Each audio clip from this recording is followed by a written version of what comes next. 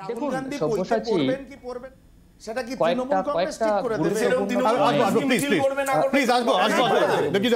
ঠিক করে দিচ্ছি না, তোমরা কি করতে চাইছো? সুমন দা আসবো শুভজিৎ। দেখুন সব্যসাচী, আমি জাস্ট কয়েকটা গুরুত্বপূর্ণ পয়েন্ট রাখতে চাই সবার, যারা রাজনীতির কারবারি তাদের বিবেচনার জন্য এবং আপামর সবার জন্য।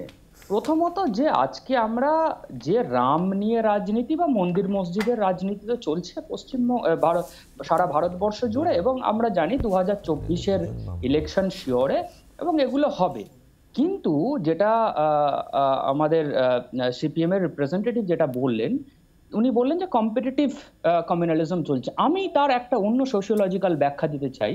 এখানে কম্পিটিটিভ কমিউনালিজম ঠিক না, এখানে কম্পিটিটিভ রিলিজিয়াসিটি চলছে, যেটা আমরা সোশিওলজির ভাষায় বলি। এই কম্পিটিটিভ, যেটা চন্দনদা বলছিলেন, কম্পিটিটিভ রিলিজিয়াসিটিতে সমস্যাটা কোথায় জানেন তো? আমাদের ভারতবর্ষের সংবিধানের প্রস্তাবনাটা যদি পড়েন, সেই প্রস্তাবনাতে একেবারে বড় বড় করে লেখা আছে সেকুলারিজম।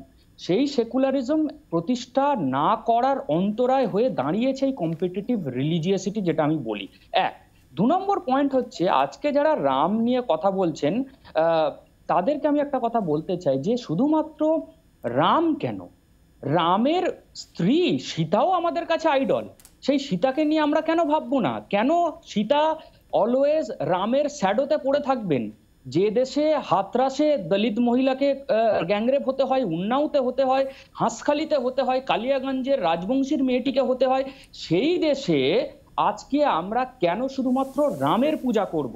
কেন আমরা সীতার পূজা করব না? সীতাকে উদ্ধার করার সময় হয়েছে পুরুষের মধ্যে থেকে, কারণ এই দেশে নারীরা প্রত্যেকটি ঘরে ঘরে ডোমেস্টিক ভায়োলেন্সের শিকার। তাই আমাদের নারী পূজা ঠিক আছে, সমস্যাগুলো তুলে ধরতে হবে। কিন্তু আমি একটা বিষয় আসবো, সুজিত একটা প্রশ্ন করবো, আমি সেই প্রশ্নের উত্তর বাকিদের কাছে চাইবো। আমি যদি এটাকে পলিটিক্যালি দেখি, এই ইস্যুতে কি কোথাও গিয়ে, আমি যদি লোকসভা ভোট সামনে আসছে, আমি ইন্ডিয়া জোট হিসেবে দেখি, তাহলে এই ইস্যুতে কোথাও গিয়ে কি একটা দ্বিধা সামনে আসছে? কারণ অরবিন্দ কেজরিওয়াল তিনি সুন্দরকাণ্ড পাঠ করছেন এবং তাকে নিয়ে আবার বিতর্ক হচ্ছে, যেখানে ওয়াইসি তিনি বলছেন যে আরএসএস এর ছোটারি জাজ। কোথাও গিয়ে কি ইন্ডিয়া জোটের মধ্যে এইটা নিয়ে একটা সুনির্দিষ্ট লক্ষ্যের অভাব রয়েছে?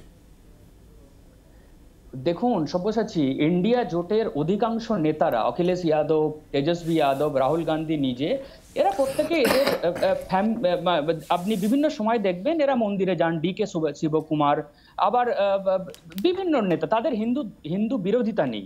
কিন্তু প্রশ্নটা এখানে যে INDIA জোট এবং NDA জোট, এদের দুজনকে ভাবতে হবে যে, এবং যেটাকে আমি রাহুল গান্ধীকে আমি সাপোর্ট করতে বাধ্য হচ্ছি, যে সামাজিক ন্যায়ের রাজনীতি চলুক। কারণ সামাজিকভাবে বেশ কিছু মানুষ অন্যায় শিকার হচ্ছে।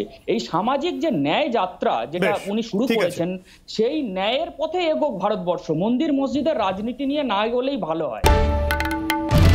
বাংলার আওয়াজ, বাঙালির আবেগ, জি 24 ঘন্টা।